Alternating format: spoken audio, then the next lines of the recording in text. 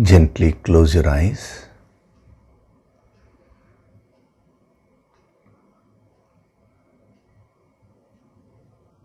Deep breathing.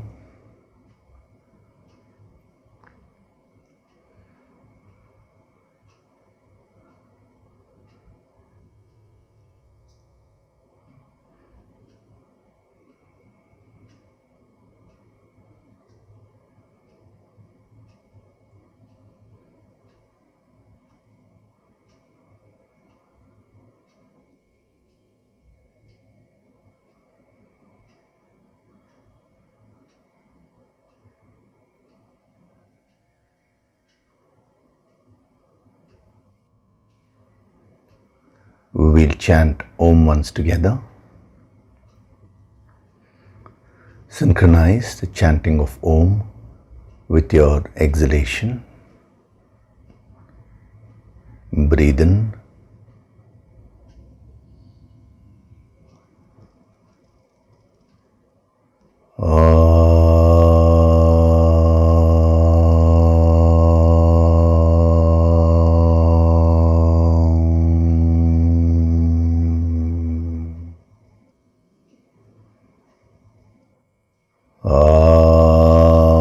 Sahana vavatu, sahanau bhunaktu, sahaviryam karavavahai, tejasvinavaditamastu ma vidvishavahai.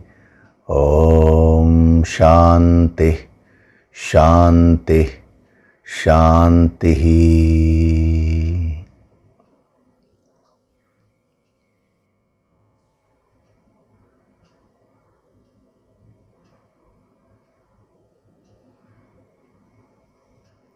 Gently open your eyes.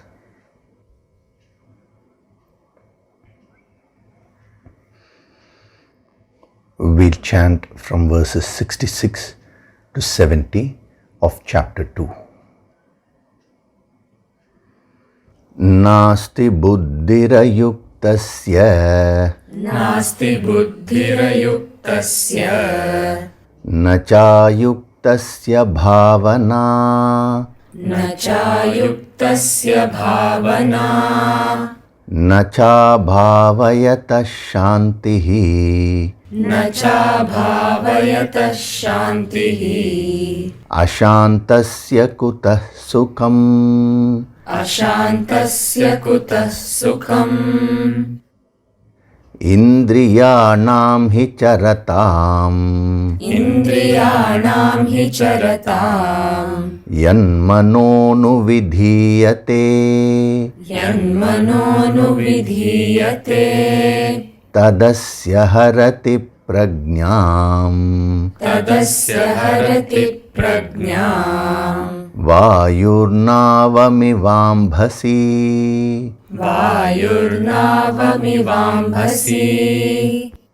tasmadhyasya mahabaho, tasmadhyasya mahabaho, nigrihitani sarvashah, nigrihitani sarvashah, indriyanindriyarthebhyah, indriyanindriyarthebhyah, tasya prajña pratisthita, tasya prajña pratisthita, ya nisha sarvabhutanam, ya nisha sarvabhutanam, tasyam jagati sanyami, tasyam jagarti sanyami, yasyam jagrati bhutani,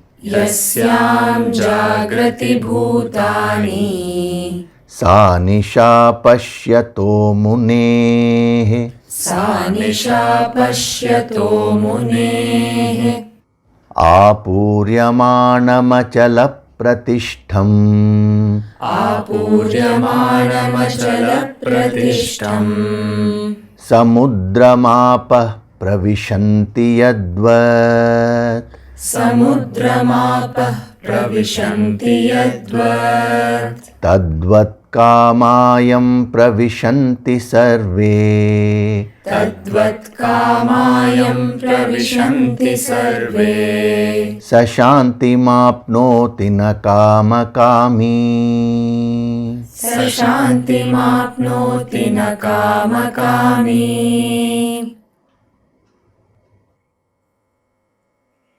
Hari Om, and a very good day to all of you.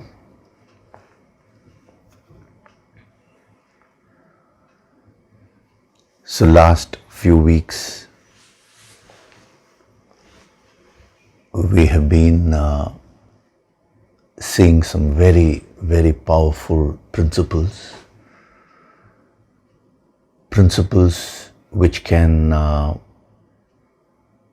completely transform your life.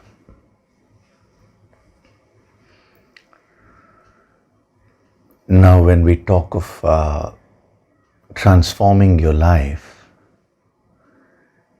it all starts with first understanding what is it that you want.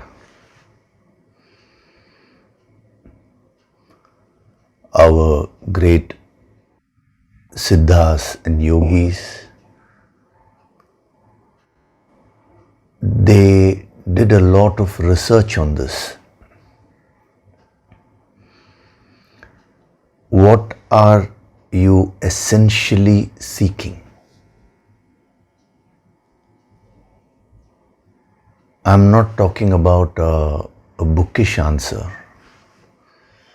but I'm talking about that inner clarity which you should gain.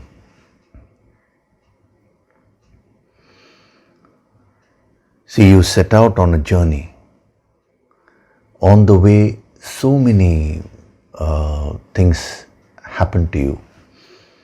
You experience good things, sometimes you experience negative things. But in this process, you forget the very destination which you need to reach. You forget the purpose for which you started your journey.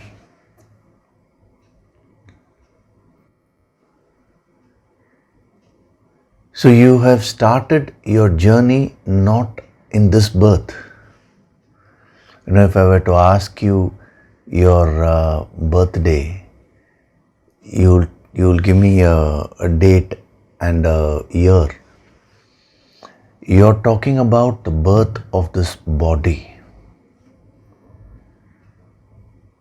But when I'm saying that you have started your journey, I don't mean the journey in this body, the journey as a soul.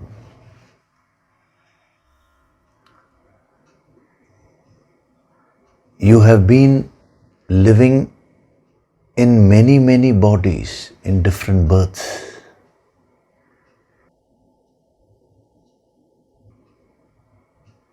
The body is only an external covering. You are the soul who is residing in the body, the Jivatma, the individual soul.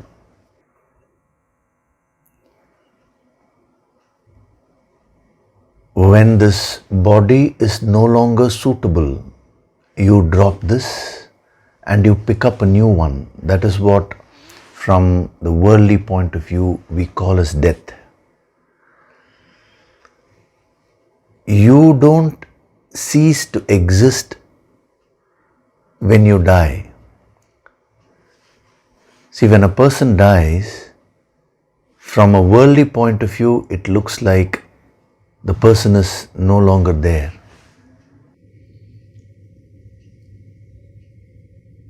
But from a spiritual point of view, actually the person is still there.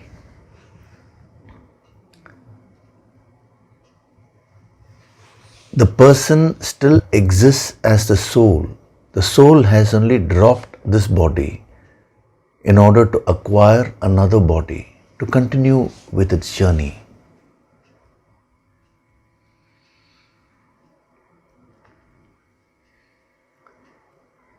From a worldly perspective, from a medical perspective, we say a particular disease is the cause for a person's death.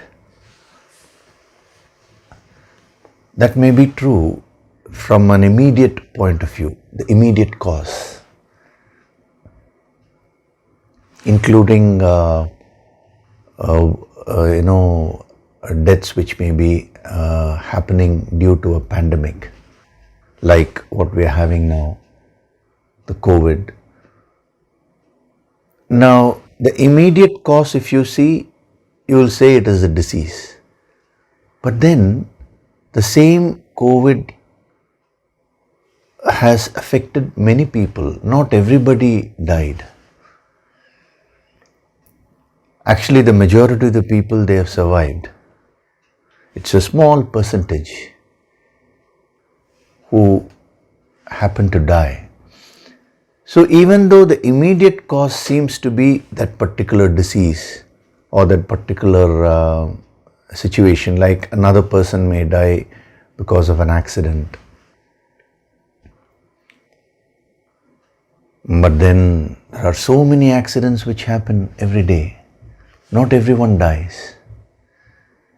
So the immediate cause may be that external condition, but the real cause is that the time has come where the soul has decided this body is enough. Now I need to proceed with my journey. This body is no longer useful for me. So I decide to drop this and I pick up a new one.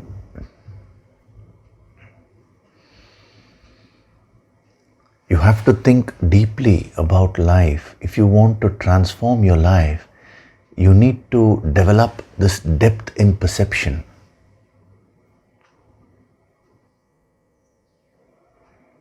Someone has asked this question during a pandemic like this: how do we be without fear?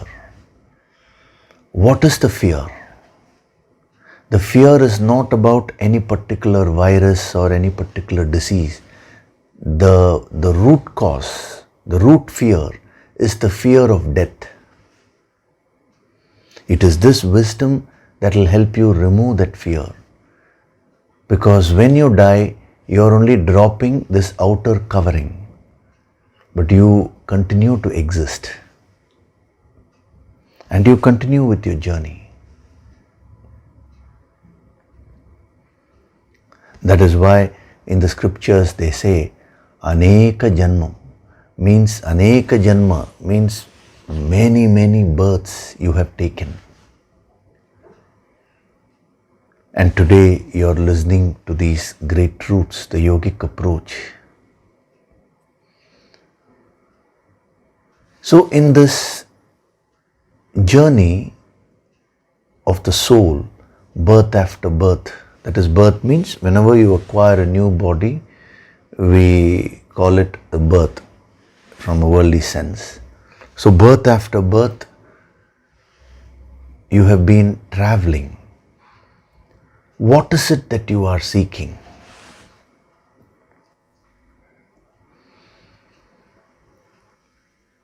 It is nothing but happiness. It is nothing but peace.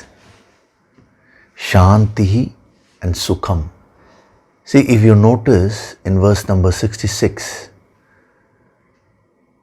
he kept saying there is no intellect for one who is an ayuktaha, one who is not united. There is no bhavana for one who is not united. And for the one who has no bhavana, he said there is no peace. And then finally, he said for the person without peace, how can there be happiness? Kuta Sukham. See, the construction of that phrase is very significant.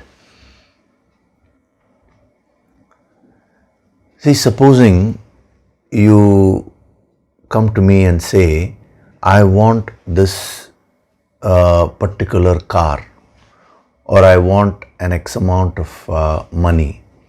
I want to earn so much. Now I ask you, what job are you doing? You say, I don't feel like doing any work.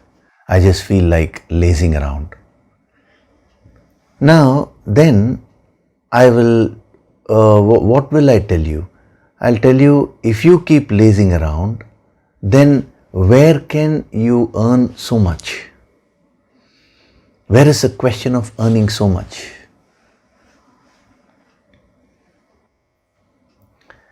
Now, if you don't have that goal of earning that X amount of money, then this question itself will not arise. Where can you earn that much? Supposing a person says, I don't want to earn that much. He doesn't have any goal and he is lazing around. Now what can you tell that person? Nothing. So the moment he says, without peace, how can there be happiness? It means the unsaid hidden messages, your goal today is happiness. Whether you verbally express it or not, whether you yourself intellectually understand it with clarity or not, the fact is your purpose is to gain happiness. Now, having understood your purpose, when I say your purpose, the purpose of humanity, this message is being given in the form of a question. When there is no peace, without peace, how can there be sukham, happiness, he says. So as a sadhak, immediately you should derive the deep message. See, if you identify with the energy of what he's saying, with the spirit of what he's saying, you will be amazed to find that every word which is being said is actually a message to you personally. Even when you're listening to this discourse, if you're listening to it in a generalized way, I want to know what the Bhagavad Gita is in general. I want to know what the scriptures have to say. Now, you may get points, but those points are of no use. If you personally relate to this, then every word which is being said will become a direct message to you.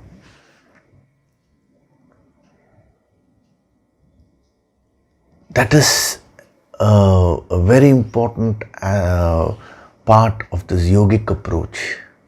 So he is directly talking to you. So you are seeking happiness. You as a jivatma, as a soul, for many, many births you have been traveling and your goal is happiness. Now here he's saying, how can you be happy if you don't have shanti, peace, tranquility? That is why last week I mentioned to you that you should measure your happiness index in everything.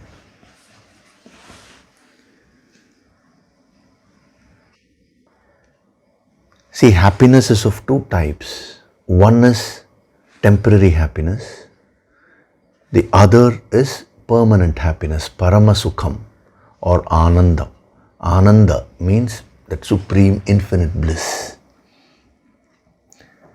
In Tamil language, a great Siddha said, Sitrinbam, Perinbam. Sitrinbam means the smaller happiness, the lower happiness. Perinbam means paramasukham, that supreme happiness. So in life, you need to experience both.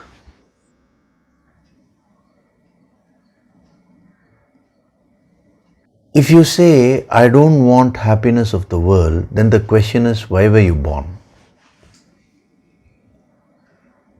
You have taken this finite form in order to experience the happiness of the world also. But then your real purpose is that Paramasukham, that supreme happiness. 100% worldly life and 100% inner spiritual life. This is what true yoga is all about. Yoga means union. Union with that supreme from the highest standpoint. From the relative standpoint, it is the union between you and the world, the happiness factor.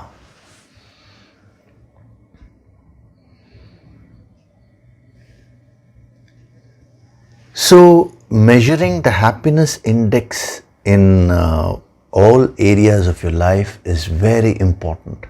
When I said this last week, I could see that many of you missed that message. That is why I'm covering it in more depth. Since your very purpose is that of happiness, every action which you do, everything which you acquire in life, everything which you do in life, you should see, you should ensure that it gives you happiness.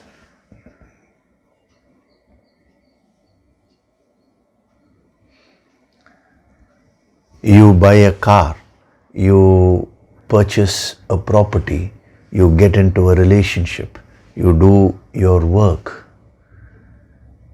Now, all these things, are they adding to your happiness or no?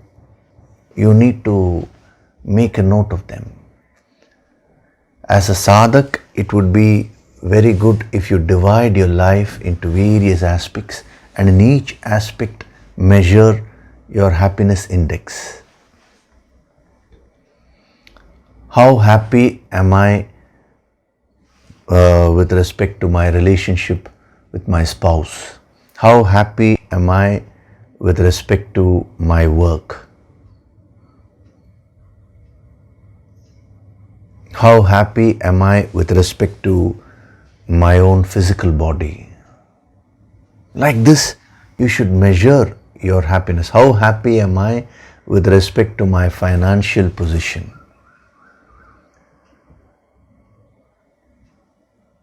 Wherever you find that the happiness factor is not there, it means that area requires improvement. That area requires healing. The more you become clear about the happiness index when you do your Yoga Sankirtan sadhana every day,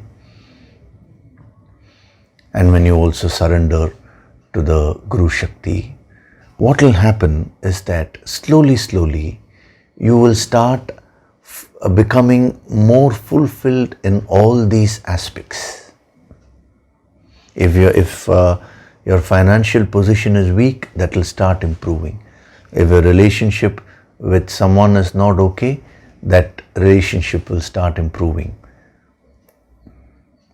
If your work condition is not okay, that will start improving. You need to experience all this. You have taken this birth in this planet Earth to experience the best of the best. The suffering which you go through in life is only to learn a lesson. It's because of the various blocks which you may have created. So you need to consciously apply yourself to eke out the sukham, the happiness from every aspect of your life.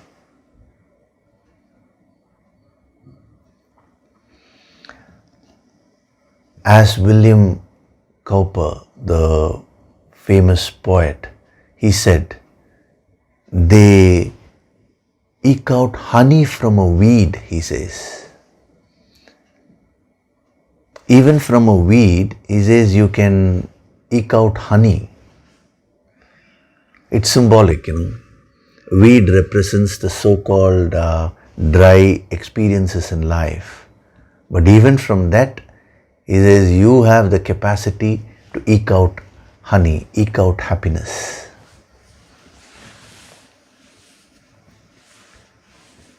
So this is from the external standpoint. And then from the internal standpoint, again through your personal sadhana, you should go on getting connected to the infinite within you and keep increasing your parama sukham or ananda, the bliss from within. With or without anything in the world, that capacity to be very, very blissful.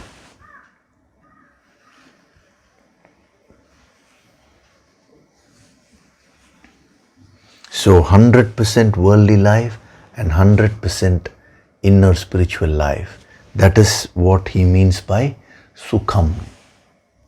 And that is what each and every one of you are seeking. You may say, I'm seeking wealth, I'm seeking this, I'm seeking that. But that isn't all the immediate seeking. What are you seeking through wealth? What are you seeking through all this? If you go to the root of it, it is nothing but sukham, happiness. And from a yogi's point of view, happiness is happiness. Whether it is worldly happiness or spiritual happiness, the principle is one and the same. Because happiness is something which you experience within. That is why they said Sitrinbam and Perinbam. Inbam means happiness. When it is pertaining to the world, we say Sitrinbam, temporary happiness. When it is pertaining to the infinite, they called it as Perinbam, means infinite supreme happiness. If you don't even have the capacity to be happy in the world, how can you get the higher happiness? See, we are on the topic of Sthita Prajna, how to attain the state of perfection, enlightenment. Enlightenment is not meant for morose people. See, most people take spirituality to mean as spirituality as a means by which they can escape from their problems. No. If any area of your life is not okay, now use this wisdom and set it right. Heal that area. Healing is not restricted merely to diseases. We are talking of healing your whole life. Whatever the karmic block which you are having, through sadhana, you burn up all those karmic blocks and start experiencing life fully. Full life means sukham in the world, experiencing the sukham in the world and experiencing the higher infinite happiness within you. They go side by side.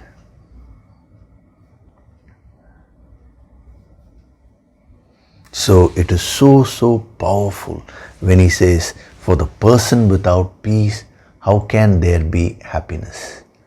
Just that phrase itself, by giving that phrase, he is actually reminding you of your goal, why you have started your journey. It is very unfortunate that you have forgotten your very purpose, the purpose for which you started this whole thing.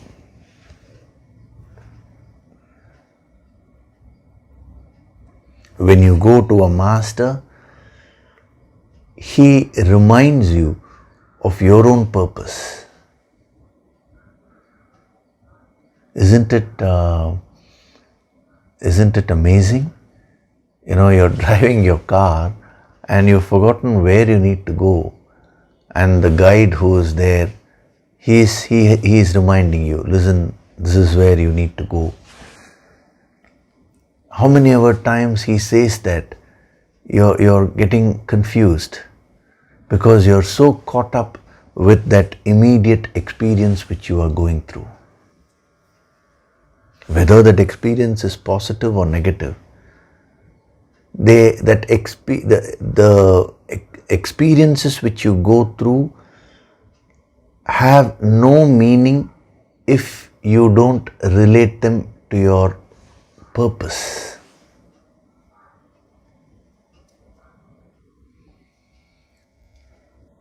Your life will become very, very mechanical. So do the sadhana of Sukham. I've given you the practical tip of measuring the happiness index. That will give you so much of clarity. My request is all of you do that. In case you have not done it last week, kindly do that homework today. It is a homework for life. It is going to give you so much of clarity in your life. See, any amount of listening to this this may help to inspire you, but then you will have to practice what is being told. Just try it and see. So for the person without peace, how can there be happiness? How can you achieve the purpose of your life? That is how you need to read this. You need to translate it from a yogic perspective. The deeper translation is this: for the person without Shanti, how can he or she achieve his or her purpose? How can your life be purposeful? Okay, so with this we will go to the next verse, verse number 67. Indriyanam hi charatam yanmanonu vidhiyate tadasya harati prajñām vayurnavamivambhasi.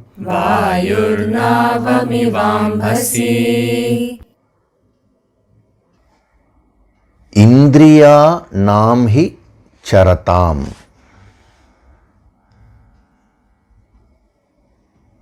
Indeed, the roving senses, the moving senses, yan manonu vidhiyate, yat manah anuvidhiyate. The mind which follows the roving senses. Manah means the mind. Indriyanam means senses. So the senses are constantly moving around. The mind which follows the roving senses, what does it do? It indeed carries away the wisdom. Tadasya harati prajñām. Prajñām means the wisdom. The wisdom is also carried away. By what? By the mind. And the mind is carried away by the roving senses, he says. Vayurnava mivambhasi. Vayuhu navam iva ambhasi. Means like the wind carries away a boat on water. He gives a beautiful example here.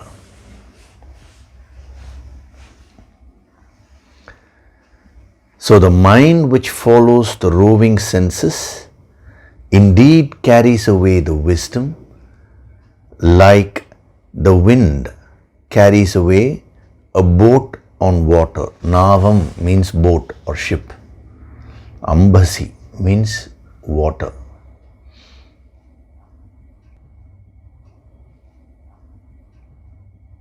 Now,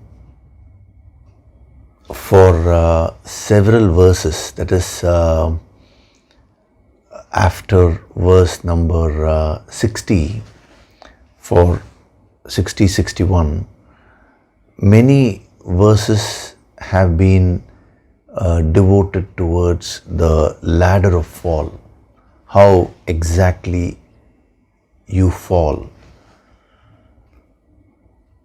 Now here he completes the ladder of fall when he says, the mind which follows the roving senses carries away the wisdom also which you have within you.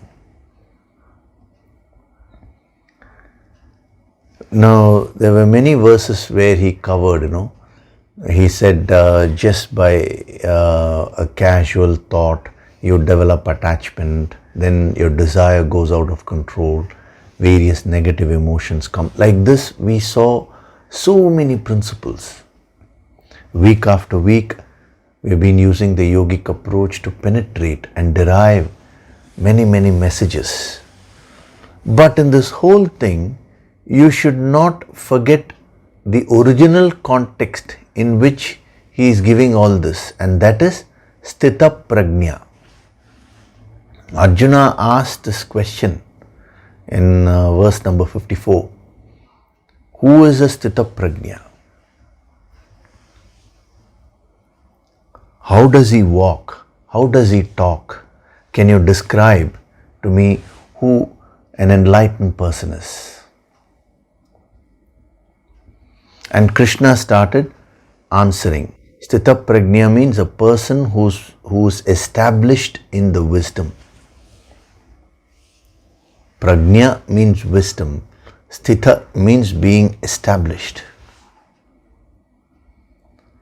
Now he took us through a long journey, the ladder of fall, and then finally he is coming to again the Sthita Prajna, the Prajna aspect, and he says how this whole thing robs your wisdom. What is it that robs your wisdom? So before we get into the verse, just this approach itself gives you so many messages. Sadhana message.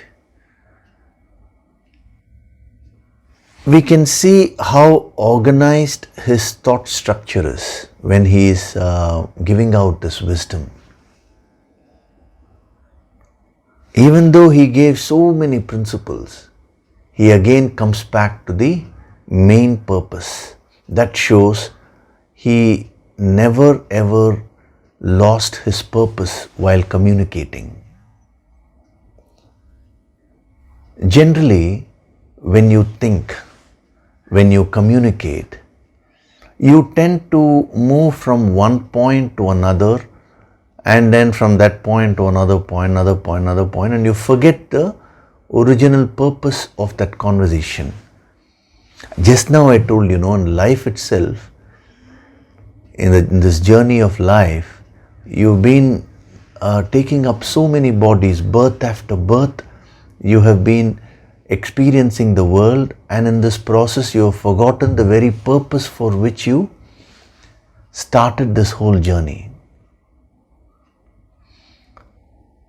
So you need to adopt this principle in your life. That is, your thoughts, your thinking should be very well organized and focused. It is only a person who is focused who can achieve anything in life.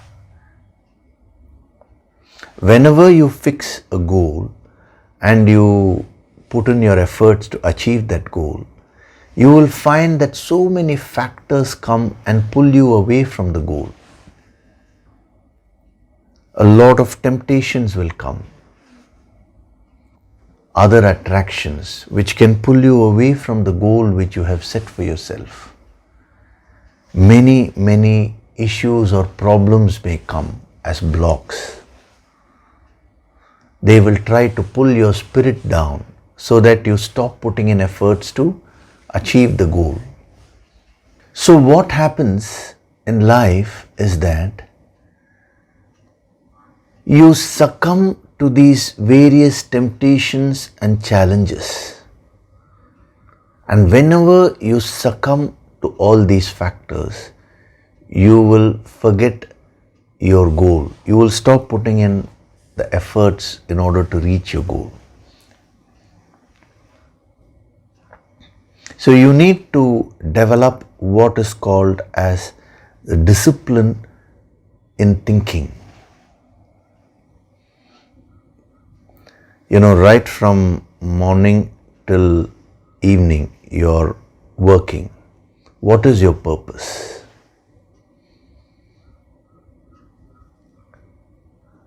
By the time you go back to sleep in the night, you've forgotten why you started the day. In the last verse, when we were doing Yuktaha at the intellectual level, I had mentioned to you, develop organized thinking. You should think in a structured way. This is a classic example of that. Many verses he seemed to move away, and then he's relating it to the main theme of these verses, that is Sthita Prajna. Even if you forget, the master will not forget.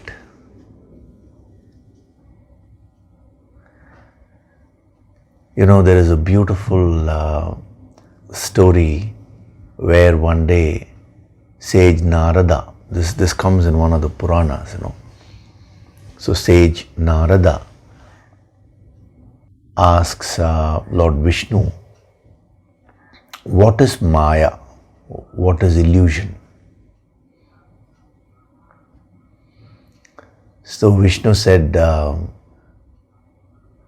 explain to you. And they were walking in a desert, and Lord Vishnu said, Narada, I just feel very thirsty. So can you get me a glass of water? Can you get me some water? So Narada went in search of water. And when he went in search of water, Lord Vishnu, using his Yogamaya, using his yogic powers, he created a beautiful city there. And when Narada saw the beautiful city, he got so enamored. And there he met a very beautiful girl. And he fell in love with the girl. And he married that girl. They gave birth to several children. Many years went by.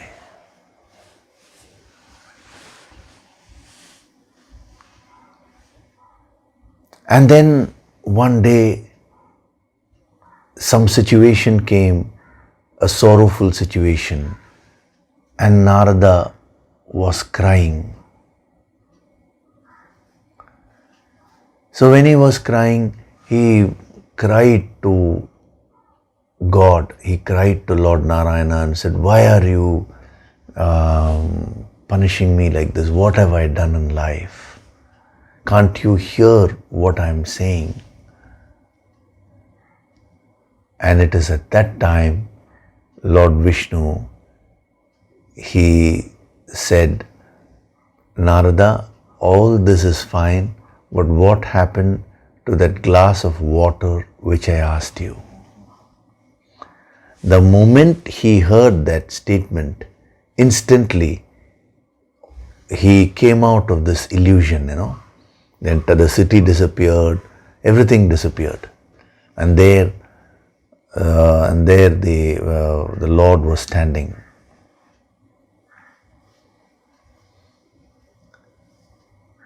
And Narada said, "What happened? My God, you had asked for some water and I came here to get you some water. But many, many years, I just forgot everything. What is this?" To which Lord Vishnu said, "This is what is Maya, illusion."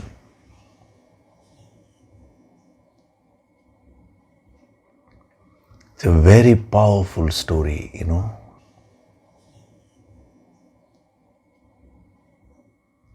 So you are experiencing so many things in life. In that you have forgotten the very purpose.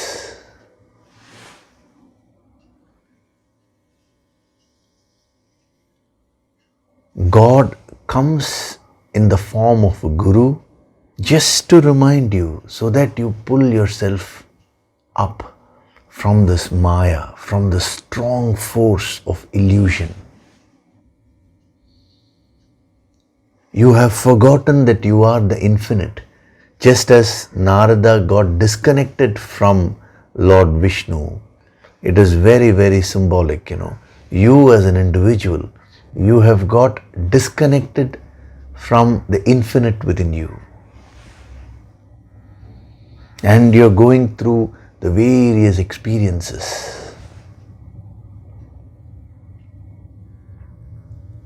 A guru comes into your life to remind you of what your purpose is.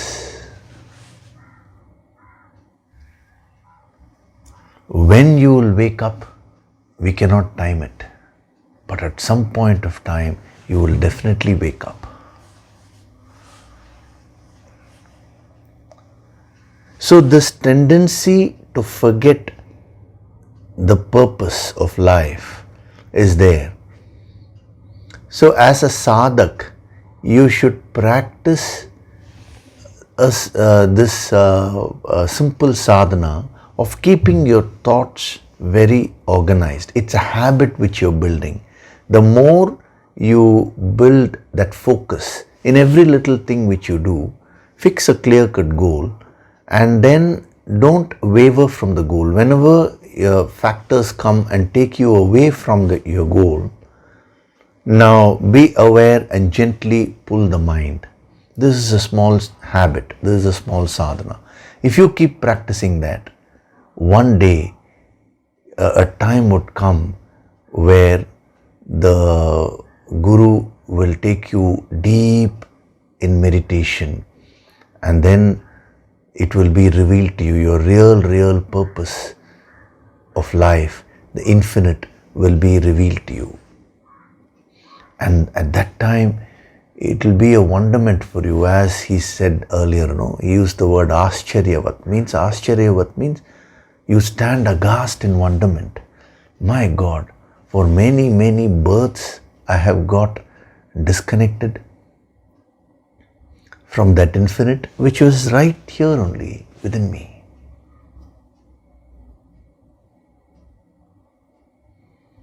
So to straightaway practice it at the absolute level will be very difficult. That is why you need to practice it first at the thought level. Whenever you're having conversations, do the sadhana. Don't jump from one point to another point without completing the previous one. There will always be a tendency to forget your, even if the purpose is limited, to forget that purpose, to forget your goal when you are functioning in life. See, for example, if you are working in an office, now why are you working? To earn this much. Whatever be your goals. But then there may be a lot of politics happening in your work environment. Slowly you will get so involved in all those politics that you forget the very goal for which you joined that company. This Maya can happen even here. Your mind can wander and get involved in the various non-essentials, and you may forget the very purpose for which you started attending these discourses, and that is to transform your life.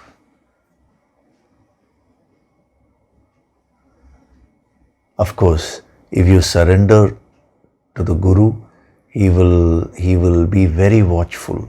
Whenever he finds you getting involved with any non-essential, he'll gently pull you back to the center.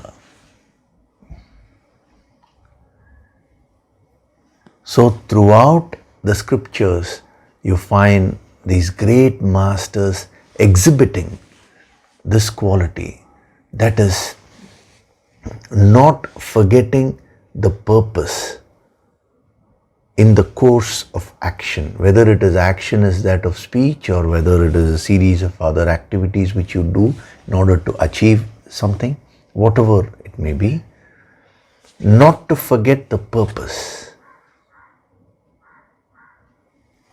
It is a weakness of the mind. The mind tends to get enamored. That's what he's starting off with in this verse. Indriyanam hi charatam yan mano manah anuvidhiyate. The mind which follows the roving senses.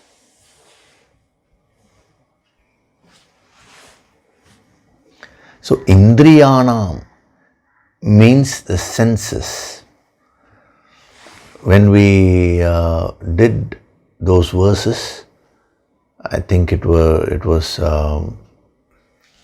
around 60, 59, 60 and all those verses, I had explained what is this Indriya. Indriyaha means the power behind these senses. See, the sense organs, they have the gross fleshy part, gross fleshy organ. For example, if you take the eye, this is called the golaya, the fleshy organ. But then what is behind the organ? You will find the nerves, the optic nerves. What is behind those nerves? The brain cells. What is behind the brain? Like this, when you keep on going, you will find that it ends up with the what we call as the indriya in the mind, the sense center. Unless an experience, that is an image which you're seeing, gets registered in the sense center, the indriya, you will not be able to complete that act of seeing. You will not register that sight. See, sometimes your eyes may be looking at something, but you will still not register the sight because your mind may be somewhere else, which means your sense center is not available there. So, indriya is the power behind the senses. And he says, charatam, indriyanam hi charatam. Charatam means roving, wandering, grazing. These are all the various dimensions of charatam. That which is moving. Charati means movement, wandering aimlessly, grazing. Grazing is also a beautiful word. So where do these senses go? So if you have 10 sense organs, the 5 sense organs of perception and the 5 sense organs of action. Now, the senses by themselves don't have any life. They are just matter. But the indriya is the power behind those senses. So the indriya drive the sense organs, the gross aspect of the sense organs, towards the sense objects. So the eyes want to see various sights. The ears want to hear various sounds. The nose wants to smell. So the skin wants to touch. The tongue wants to taste. So various sense objects are there, and the sense organs move charatam towards those sense objects. And per se, the gross organs do not go on their own. It is the indriyaha, means the power behind those senses which actually drive those senses. Now, what he says is, if this whole thing is not under your control, your mind will also start following the roving senses. And once the mind starts following the roving senses, you will become a slave to your own senses. When you become a slave to your senses, all the wisdom which you have will also go away.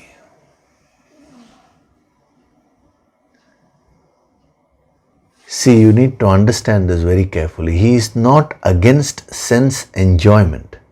He is only saying, when this process is not under your control, manaha anuvidhiyate. Anuvidhiyate means following without any questioning, obediently.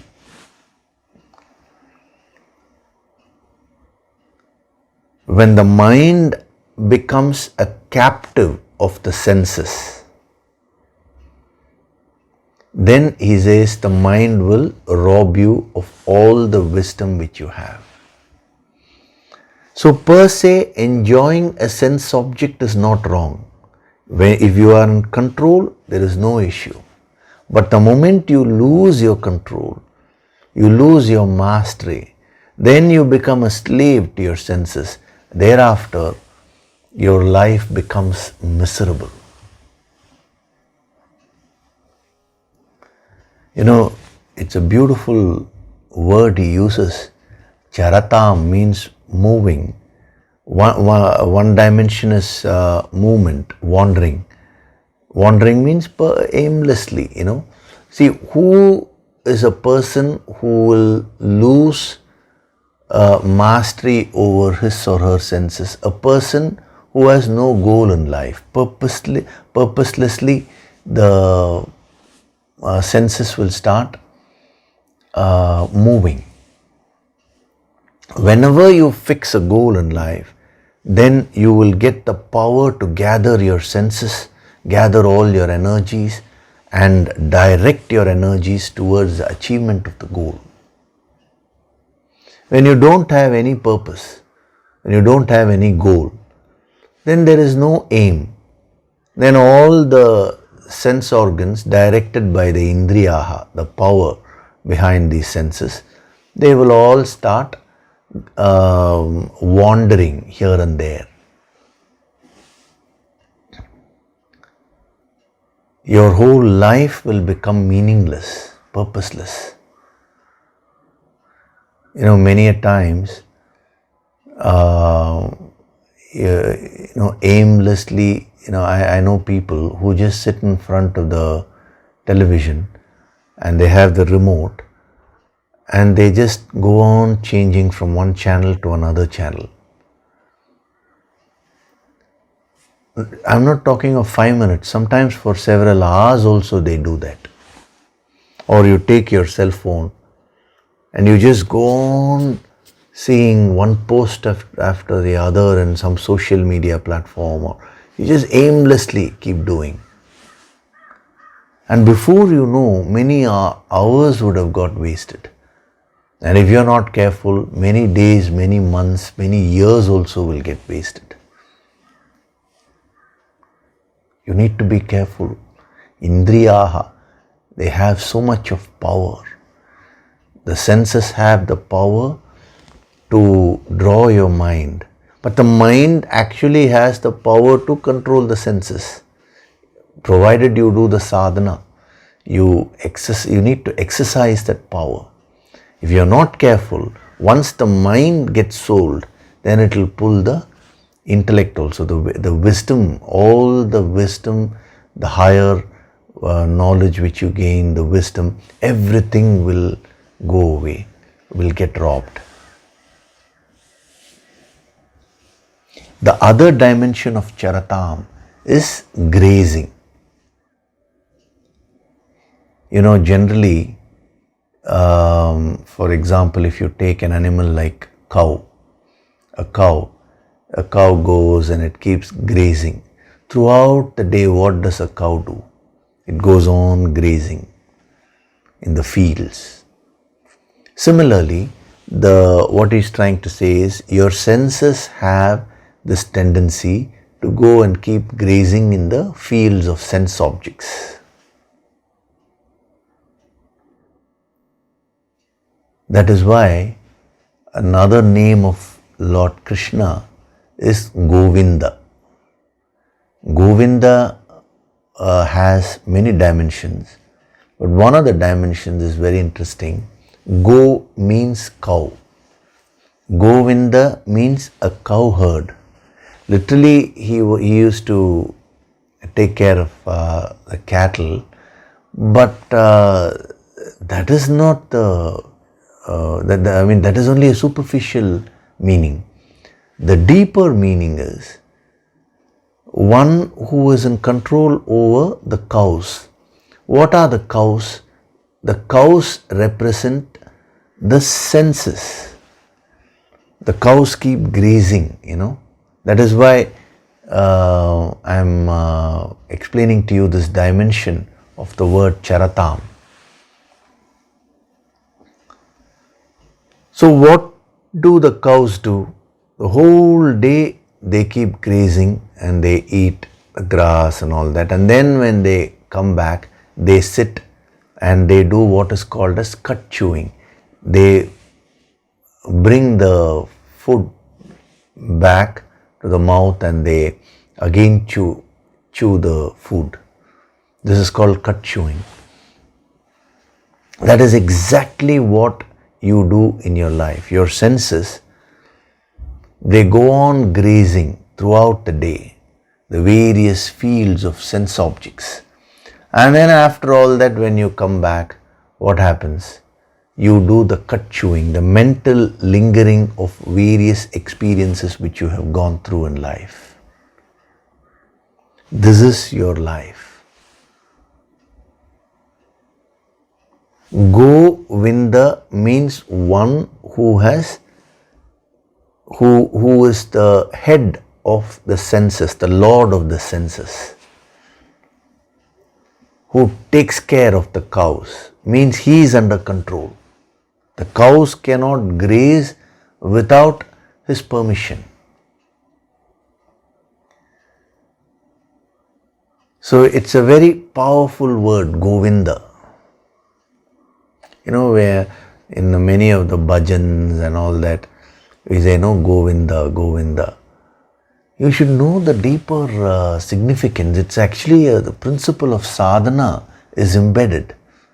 So when you gain absolute mastery over these cows means the senses, then you become one with Govinda. You become the lord of the senses.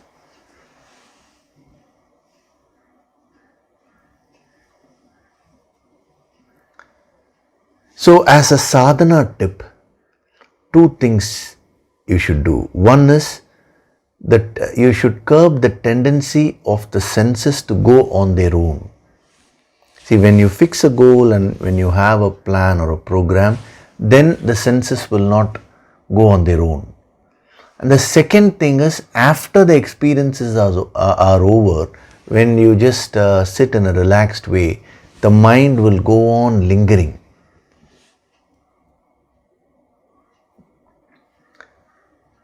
So first become aware of this process. Mental lingering actually does not allow you to stay in the present moment. The mental lingering strengthens your karmic bondage, your karmic blocks.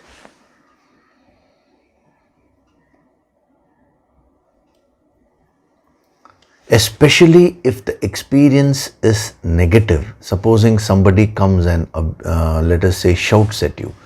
Now your ears are hearing. It is a sense experience. It starts off with a sense experience. Then it triggers a lot of emotions within you. After the experience is over, then when you are sitting, the mind is again lingering on that experience. That person came and shouted at me. My God, how can he do that? And you're sweating here. That person is not there in front of you. So the more you do that, what will happen? The memories of these experiences will go deep within you and they will form impressions, psychic impressions. Last week I did touch upon these psychic impressions, So every day when you're doing the sadhana, what will happen is that whatever impressions you have stored the previous day through this process of cut chewing, the mental lingering, those impressions will be thrown out. You should not resist that process. So, Indriyanam hi charatam, the roving senses, the senses which keep grazing and also triggers the cut chewing process, the mental lingering process within you. So much of power the indriyas have within you.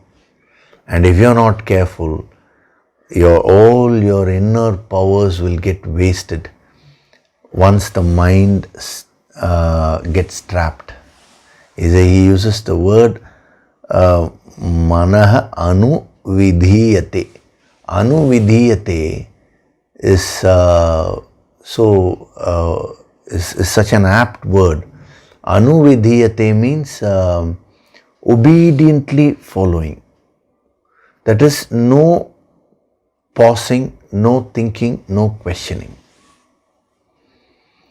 See, in life, your mind just functions in a mechanical way. Have you ever questioned what life is all about? Why have you come here? What are you doing here? Here means, in life, in this world. At least when some shocking incident happens in your life, that should shake you. That should make you question. You hardly question anything in life.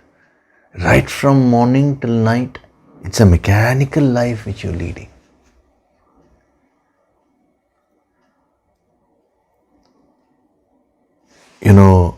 Whatever it is that you're doing, right from morning till night, day after day, time is just flying.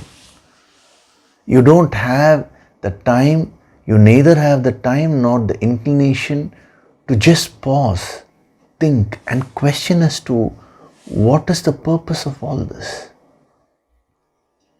See, all of us are born. Suddenly one day, everybody dies. This should make you pause and question, what is the purpose of birth? What is the purpose of death?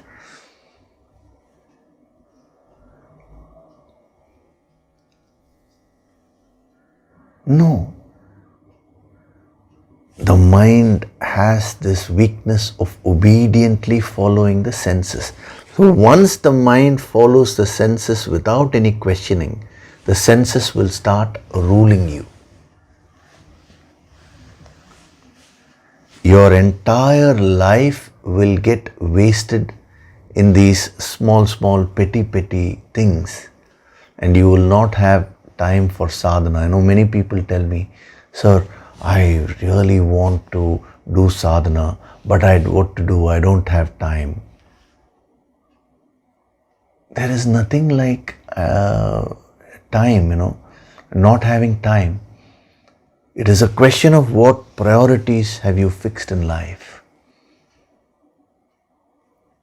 So when you go through life, you should be careful that your mind should not get into the state of anuvidhiyate, that is blindly following the senses, blindly following the course of life.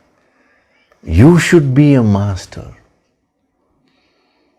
So spend some time in asking yourself, what have I come here for? What is my purpose in life? Now don't ask me for an immediate answer. It is a lifetime quest. The difference between an intellectual and a sadhak is an intellectual wants an immediate bookish answer to all these things. But a sadhak is one who tries to find out. I am only trying to trigger this questioning within you. Once these questions start coming within you, thereafter you yourself will start seeking. Even right now, as the discourse is happening, there are so many unsaid messages in between the lines, but you're failing to catch all those messages because you're so involved, you're leading your life in such a mechanical way. Your only concern is that immediate problem which you're facing. And that problem may be very, very petty. One lady, she after a few discourses, she came and met me in the back room, the green room. And she said, sir, you've been telling about this Yoga Sankirtan sadhana. Now I want to ask a question. If I do the Yoga Sankirtan sadhana on a daily basis, will my will I be able to help my child get A grades in her school? Her child was only 6 years old, Very, very sincerely she was asking. There was an innocence about it. But if you really think about it, life is so vast. You are that supreme soul who has taken this birth. Now all that has gone in the background, and her only thing right at that moment was her daughter should score A grades, which will mean nothing after a few years. Do you remember all the grades which you got in your school? But at that moment, the mind is so involved. This is what we call it Maya, illusion. So the mind has this tendency of anuvidhiyate, just following the course of life without any questioning.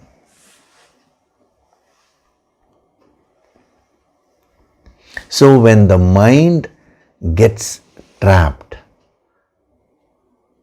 thereafter all the wisdom which you have will also go away. The entire wisdom is there within you. Everything is there, all the infinite powers are there within you.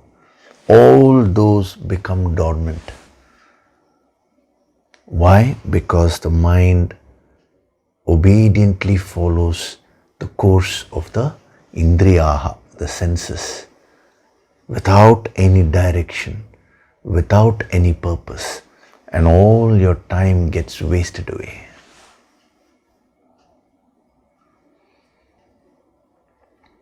So we'll stop with this today. I think a lot of inputs have been given and so much of thinking has been triggered within you.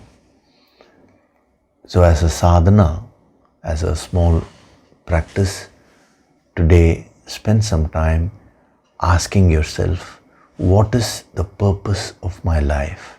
Why have I taken this birth? What is the purpose? Just start applying yourself in this direction, in this line of thinking. We will see more next week how exactly the mind carries away the prajna, because sthita prajna means a person who is established, steady in the wisdom. Now, the ladder of fall, when he is covered, how exactly you fall away from the grace, you fall away from this wisdom. That aspect he's telling you. So it becomes a perfect comparison and your goal will become strengthened. Okay? So before we do the meditation, I will take up a few questions.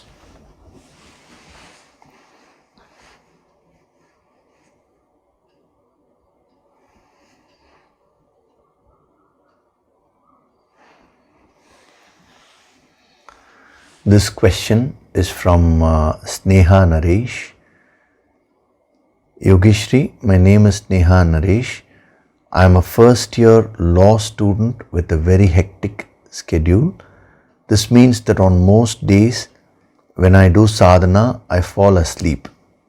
Sometimes I even set an alarm for an hour later so that I wake up after the sadhana. Student life can get very busy with inadequate sleep. My question is, will the sadhana be beneficial even if I am asleep? Thank you. It is a very practical question which Sneha has asked. Now, it is not only for her, it is for everyone. I'm giving this message. Time is only 24 hours for everyone. Because you've mentioned here that a student's life is very busy. Everybody's life is busy only. When you're a student, of course you'll be busy. When next after this, when you take up a job, you mean to say you'll have time, again you'll be busy. In the Bhajagovindam, Adi Shankara says, when you were a child, you were very busy playing with toys. Balastavat krida asaktaha. Tarunastavat taruni saktaha. When you were youthful, you were very busy with lustful play. Vriddhastavat chinta asaktaha. Okay, you become old. Are you free? No. You are very busy with chinta. Chinta means worrying.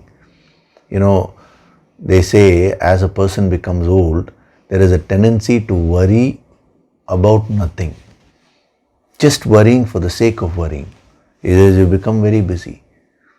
And then nobody has the time for the higher, he says. Parame Brahmani kopina saktaha. Nobody has the time to think of Brahman. It's a very, very powerful verse in the Bhajagovindam. So at any stage in life, there will be a lot of things for you to do. Time is 24 hours. It's about how we manage the time. So don't be under the illusion that as long as I'm a student, this will be there. The moment I move to the next phase of life, I will get more time. You will never get time. It is either now or never. This is the first point.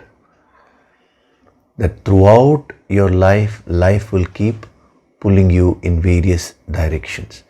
Now what you need to do is, first thing is, you should fix your goal very clearly of self-development.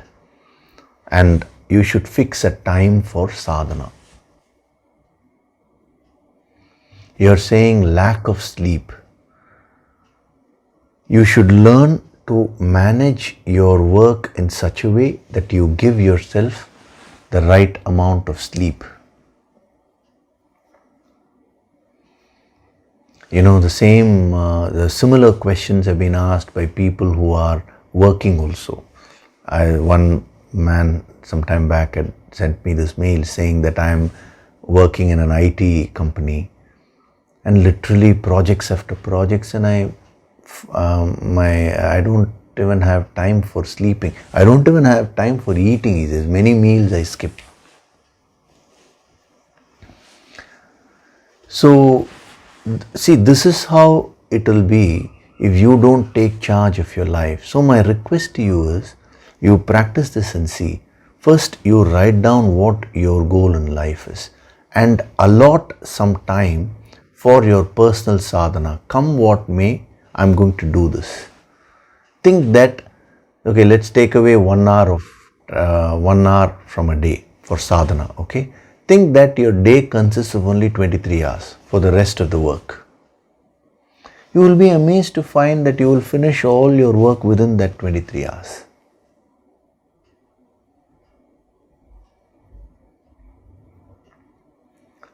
So similarly, so many hours of sleep. See, when you give your body the right amount of sleep, you will be more productive when you are awake. Lack of sleep actually decreases your productivity. That's why my request to all the students is that don't stay throughout the night, and especially during exam time and all that. Whole night I find students studying, and then next day when you go for the exam, how will you be fresh?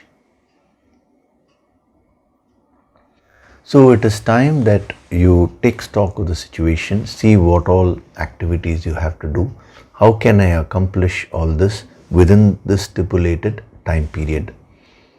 So give a time for eating, give a time for sleep, give about an hour for yourself, for your sadhana, so many hours for your college work, study, all that. So when you formulate a schedule like this, it will be very helpful. Incidentally, you asked, in case I sleep off, will the sadhana have the effect? Of course, some kind of healing will happen. You may not get 100% benefit, because for 100% benefit, you need to do the meditation properly. But in case you sleep off, the healing will happen. But I'm sure you're not satisfied with just mere passive healing. If you want to awaken your inner powers, follow these tips. Fix a goal in life and fix a schedule. Don't allow life to take you wherever it is taking you, in a hectic way. Actually, today I have covered this point in various ways, how you tend to slip, how you tend to forget your purpose. Practice that.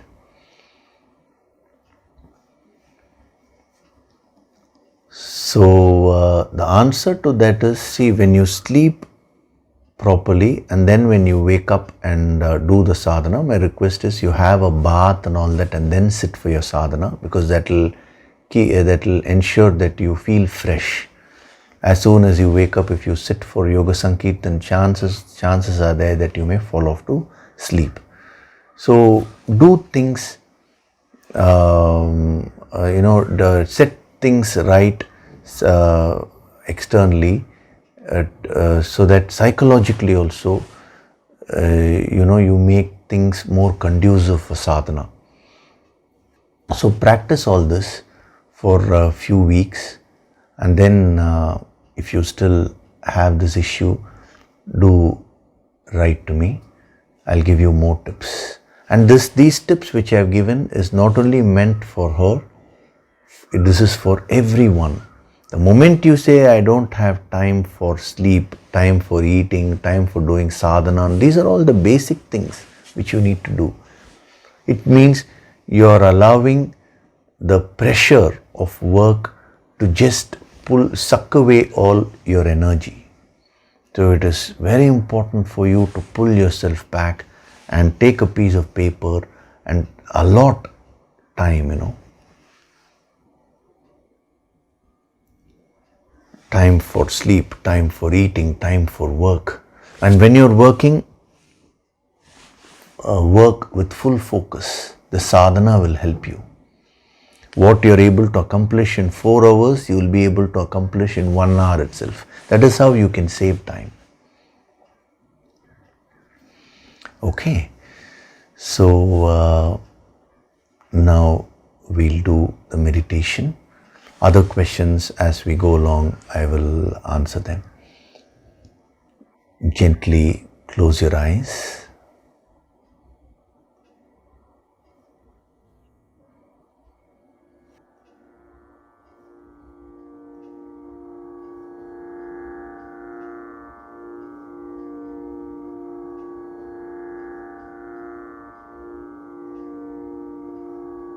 Do deep breathing.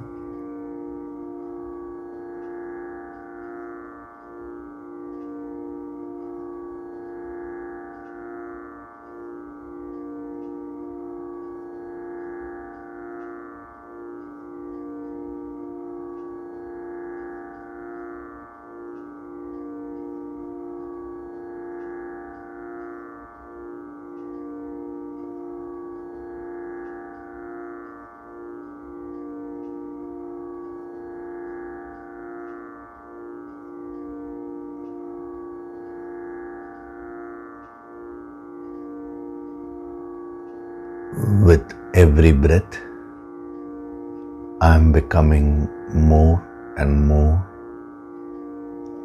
relaxed.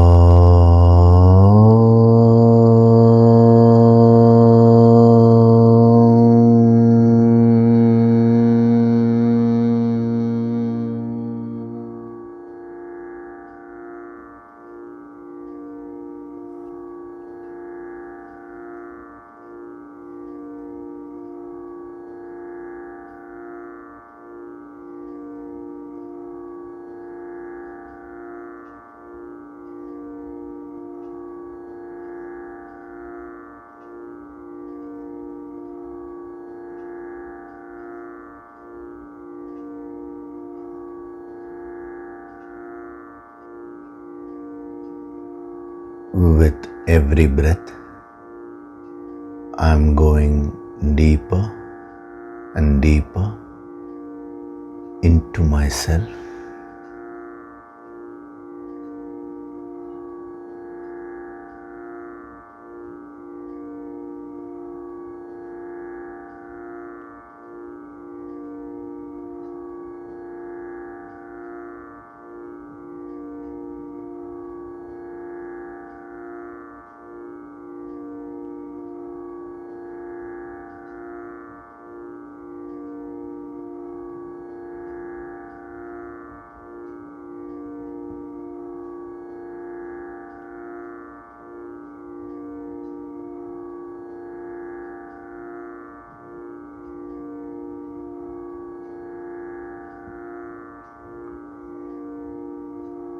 I am the Jivatma, the individual soul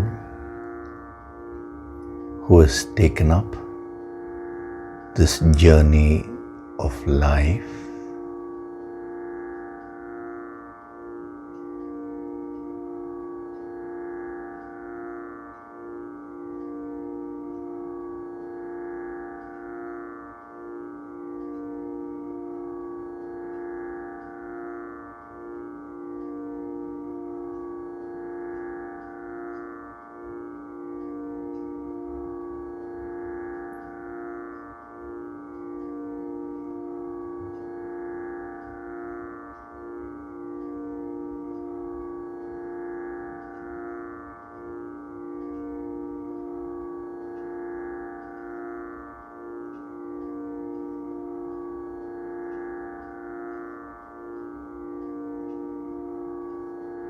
The purpose of my life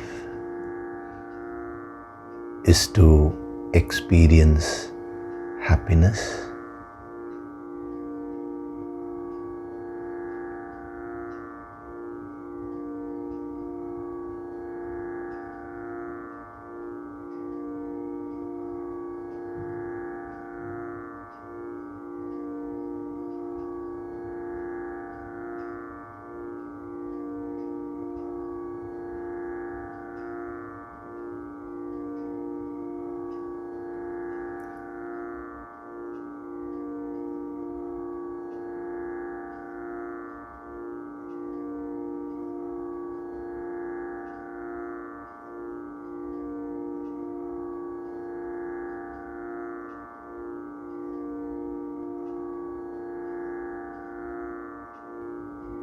I have taken this birth to experience the best in my life, the best in this world, and also experience the infinite bliss within me.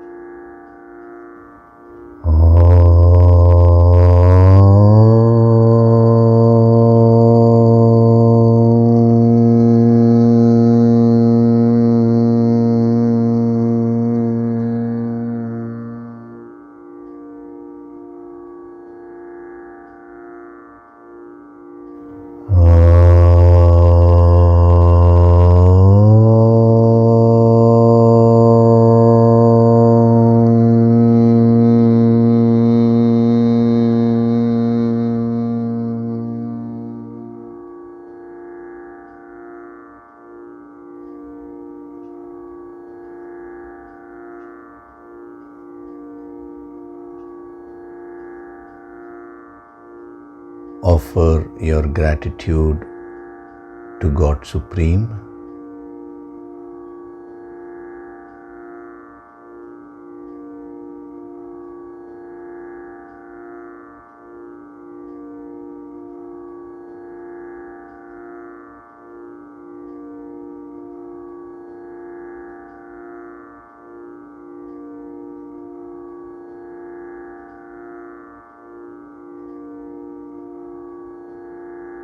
Offer your gratitude to your Guru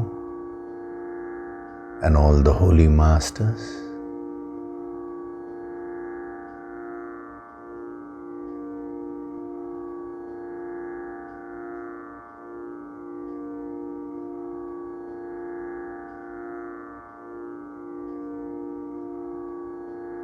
Slowly come back.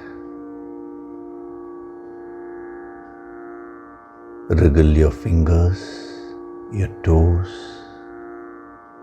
Rub your palms together to create a warmth.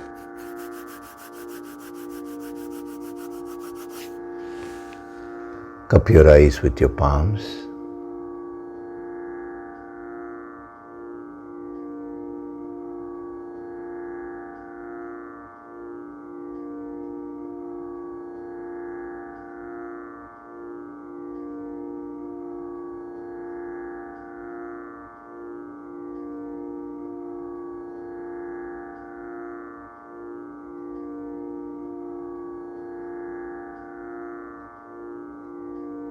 Gently rub your eyes, cheeks, forehead, top of the head, back of the head and neck.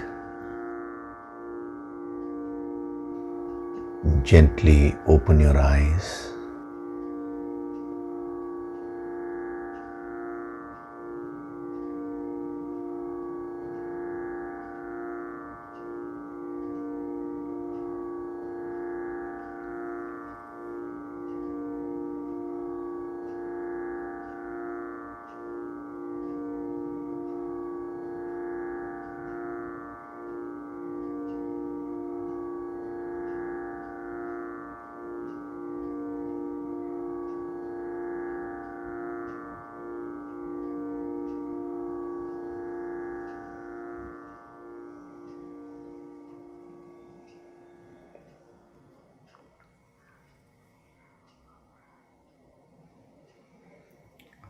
Welcome back.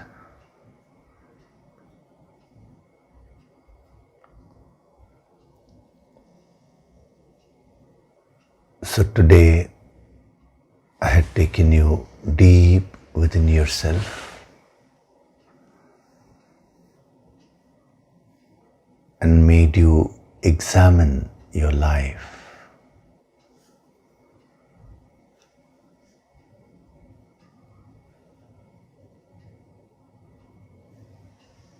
Now, through this process of nididhyasana, the very purpose of your life is what has been installed in the deeper layers. The seeds have been sown.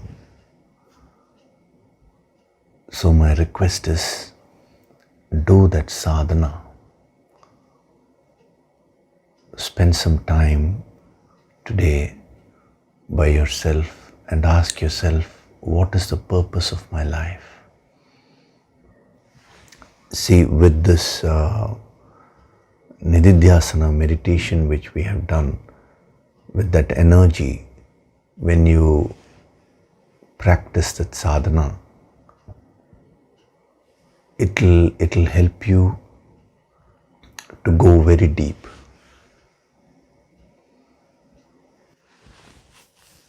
After a few days, you will again get involved with the various things.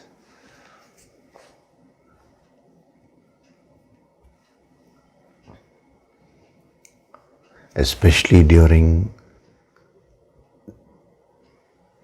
these times when so much is going on around you, you should set aside some time for yourself.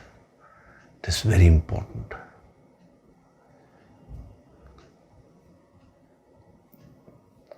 Many births you have been traveling, and every now and then you get this opportunity to discover the purpose of your life when you go and surrender to the Guru. Now, how much you make use of that depends upon you only. As I said, the 100% worldly life, enjoying the best in the world and also enjoying that infinite bliss from within. What else do you need?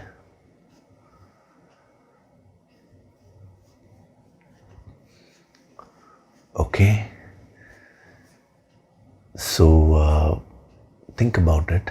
A lot of food for, I wouldn't say food for thought, because that is again at the intellectual level. A lot of food for your soul has been provided today. And these sessions are being kept now. So even if you want to watch these sessions again and again, you can do so. They'll only keep inspiring you more and more and filling you with a lot of energy. Okay? Thank you very much.